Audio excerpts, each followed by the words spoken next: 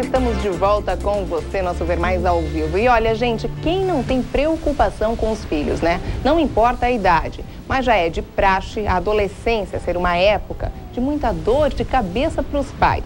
E aí, quando a rebeldia toma conta, o que fazer? Como impor limites? Como lidar com a liberdade deles? É sobre esse assunto que nós conversamos hoje com o psicólogo Antônio Gomes da Rosa no nosso quadro Comportamento. Mais uma vez, bem-vinda aqui no nosso Ver Mais, quadro que já está fazendo grande sucesso, viu, Antônio? É verdade, a gente tem escutado bastante aí as referências do quadro. Então, começando, como conseguir impor limites para os filhos adolescentes? Porque todo filho adolescente, ou melhor dizendo, a maioria, passa por aquela fase que a gente chama de aborrecência, né? Aquela crise existencial, enfim, rebeldia, né? Eu acho que tu usaste aí um verbo interessante para nós pensarmos, que é impor o limite, né? Muitas vezes ele tem que ser imposto de fato, né? E com muita energia, com muito ênfase, uma vez que alguns pais não conseguem ir construindo e estabelecendo esses conceitos de limites, né? Agora, a adolescência por si é uma fase natural onde essas pessoas se manifestam um pouco mais requerendo para si alguns direitos de autonomia, né, de direitos de escolhas e de atitudes, e confronta muitas vezes com aquilo que é o mais adequado para eles naquela idade. E aí entra a capacidade e a qualidade de comunicação e afetiva dos pais com esses adolescentes. Senão, de fato, vira neste momento um conflito de competição. Mas às vezes até tem essa afetividade dos pais com os filhos, só que acontece, os filhos eles acabam querendo sair, enfim, chega a essa idade, eu posso dizer assim, lá pelos 14, 15 anos, que eles têm essa vontade de sair para uma balada e para uma festinha, até onde os pais podem liberar e como conseguir o respeito também dos filhos. Então, o respeito ele é construído antes, né? À medida em que esse filho vai saindo da infância para a adolescência, já tem que existir um indicativo de respeito na comunicação e no relacionamento desses pais com esses pré-adolescentes e então adolescentes. Agora, uma questão que tu trazes é verdade. Independentemente da relação afetiva e de quanto essa família é presente junto a esse adolescente, ele por si vai tomar umas atitudes que são dele e muitas vezes são, aos olhos dos pais, erradas, equivocadas ou inadequadas, né? Então vamos trabalhar com uma realidade, assim, com o princípio de que isso é natural acontecer na adolescência. Então, a partir dos primeiros atos que esse adolescente comete e que são inadequados, é importante que os pais estejam presentes para acompanhá-lo. Porque aquele ato, um ato, 2 atos, 3 atos, não quer dizer que esse adolescente está infringindo aquela cultura daquela família, da sociedade, daquele grupo social que ele vive. Pode ser apenas um sinal de querer manifestar-se, de querer tomar um pouco o pulso dele mesmo. Tá? Agora, a partir do momento em que esses atos geram conflitos e esse conflito vai ficando muito alterado na comunicação dessa família, daí uma indicação de que esses pais não estão conseguindo acompanhar o filho. Né? E daí como conseguir, né, Antônio? Exatamente. Muitas vezes tem que ir para terapia mesmo, né? Porque é uma questão de rever conceitos, rever crenças, enfim, as qualidades que existem ou não, as características dessa relação familiar. Mas, na maioria das vezes, é importante que os pais, como autoridade desses filhos, se coloquem como tal. Né? Os pais precisam se colocar como autoridade do filho, eles são autoridade do filho, eles são superiores a este filho, até que este filho então fique legalmente e psicologicamente maduro também, para dar conta da vida dele.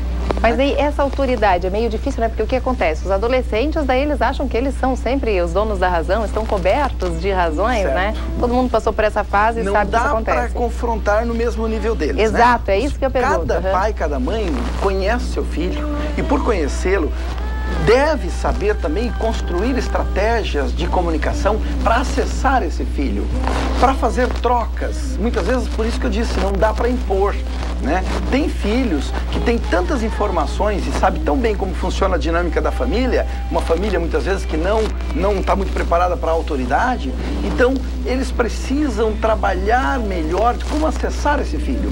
Porque nós humanos, nas comunicações, nos nossos relacionamentos, o que acontece? Nós somos acessados por alguém. Alguém consegue vir a nós e pegar em nós alguma coisa que nós gostamos e vimos naquela outra pessoa. Então os pais também têm que trabalhar dessa mesma maneira. Vamos pensar no computador, a gente não acessa um site, a gente vai lá dentro desse site e pega o conteúdo daquele site. Então nós temos que acessar esse filho, ver como acessar o filho. Não dá para tu acessar alguns sites com uma máquina que não tenha muita potência, né? Porque é muito pesada, aquela história toda.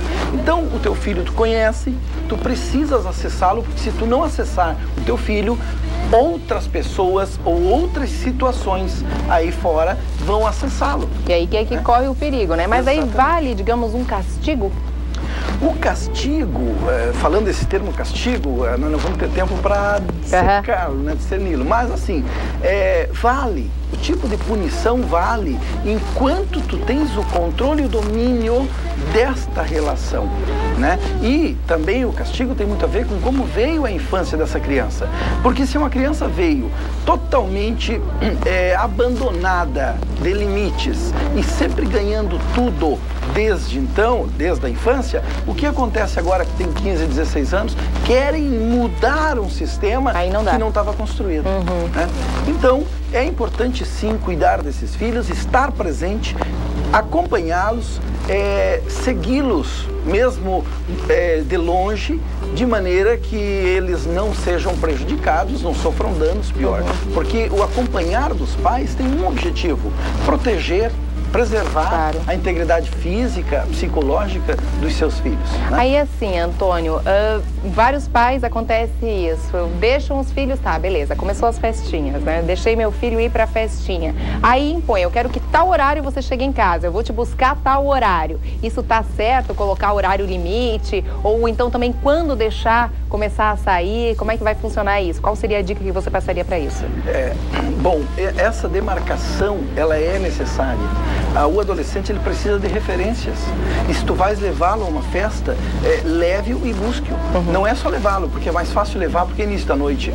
Mas é justamente depois do momento, depois de 50% do tempo que está nessa festa, é que tudo começa a ter mais risco. Né? E nós temos que trabalhar com essa hipótese de risco, porque está acontecendo coisas horríveis dentro de casa, no lado do vizinho, com amigos, né? Certo. Quer dizer, nós temos que trabalhar com essas hipóteses, né? Então, é sim necessário que marque horários, que marque companhias. Isso é legal, e que tenha conhecimento, inclusive, dessas companhias. Com quem está andando. Assim, a gente está com um probleminha de passar os telefones para cá, mas teve... Agora o Cristiano ligou, ele, não sei, acho que ele tem um filho... Cristiane, ela ligou falando que tem um filho de 12 anos e como lidar com essa situação de que ele não aceita receber um não. Se o filho não aceita receber o não, é porque anteriormente esse não foi colocado para ele, né? Porque se ele não está aceitando agora aos 12 anos, ele até pôde fazer de conta que aceitava antes, mas porque ele não tinha ainda força para se manifestar. Agora aos 12, ele conheceu os pais, ele sabe como não dizer não aos pais, porque está vencendo.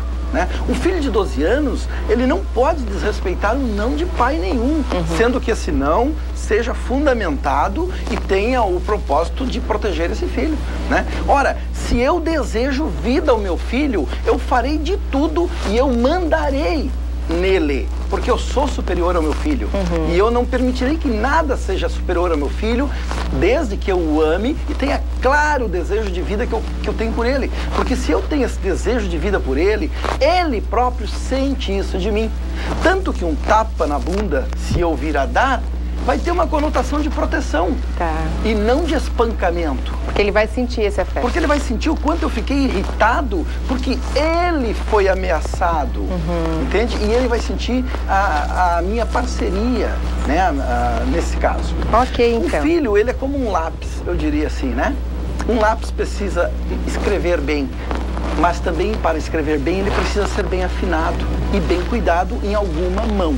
Né? Então essa mão tem que existir para que um filho possa ser esse lápis e tem que também ser afinado. Isso aí, ótima metáfora aí para finalizar então o nosso quadro.